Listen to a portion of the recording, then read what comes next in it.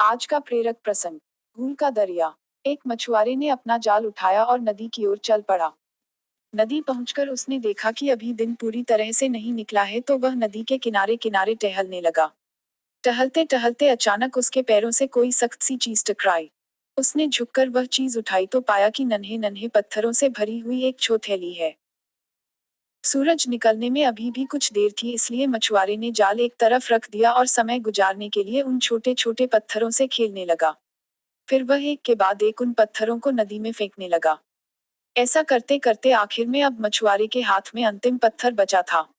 इसे भी वह फेंकने जा रहा था, लेकिन तभी सूरज निकल आया। सूरज की रोशनी में उसने देखा कि उसके हाथ में पत्थर नहीं बल्कि एक बहुमूल्य हीरा था। मछुआरे को अपनी नादानी पर बहुत अफसोस हुआ कि वह बेशकीमती हीरों को यूं ही फेंकता रहा। लेकिन अब पछताए होत क्या जब चिड़िया चुग गई खेत। हमारे साथ भी अक्सर ऐसा ही होता है। हम मछुआरे की तरह ही हीरे जैसी कीमती चीजों को अपनी अज्ञानता के कारण नष्ट करते रहते हैं अथवा उनका सदुपयोग नहीं करते। ऐसी बहुत सी चीजें और कार्य होते हैं। समय भी उनमें से एक है और सबसे महत्वपूर्ण भी है। शुरू में हम उसकी कीमत नहीं समझते और जिस दिन कीमत समझ में आती है तब तक बहुत देर हो चुकी होती है।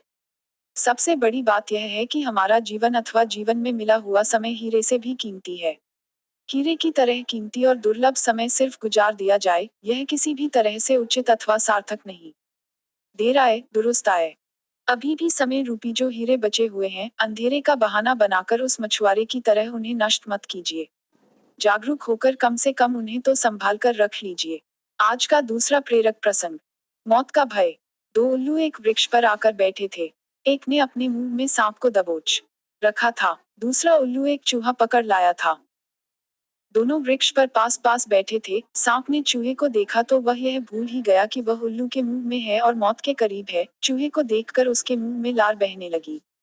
चूहे ने जैसे ही सांप को देखा वह कांपने लगा, जबकि दोनों ही मौत के मुंह में बैठे हैं। दोनों उल्लू बड़े हैरान हुए।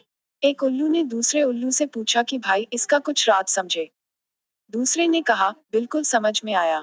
पहली बात तो यह है कि जीव की इच्छा इतनी प्रबल है कि सामने मृत्यु खड़ी हो तो भी दिखाई नहीं पड़ती। दूसरी बात यह समझ में आई कि भय मौत से भी बड़ा भय है। मौत सामने खड़ी है, उससे यह भयभीत नहीं है चूहा, लेकिन भय से भयभीत है कि कहीं सांप हमला न कर दे। शिक्षा। हम भी मौत से भयभीत नहीं हैं, भय से ज्यादा भयभीत हैं। ऐसे ही जिह्वा का स्वाद इतना प्रगाढ़ है कि मौत 24 घंटे खड़ी है, फिर भी हमें दिखाई नहीं पड़ती है और हम अंधे होकर कुछ भी डकारते रहते हैं। उम्मीद करती हूँ कि आपको यह वीडियो अच्छा लगा होगा। प्लीज मेरे चैनल को सब्सक्राइब करें ताकि मैं आपके लिए ऐसे ही शानदार वीडियो और लेकर आऊं। आप मेरे वीडियो को लाइक और शेयर भी कर सकते हैं जिससे मुझे हौसला मिले। धन्यवाद। सदैव प्रसन्न रहिए।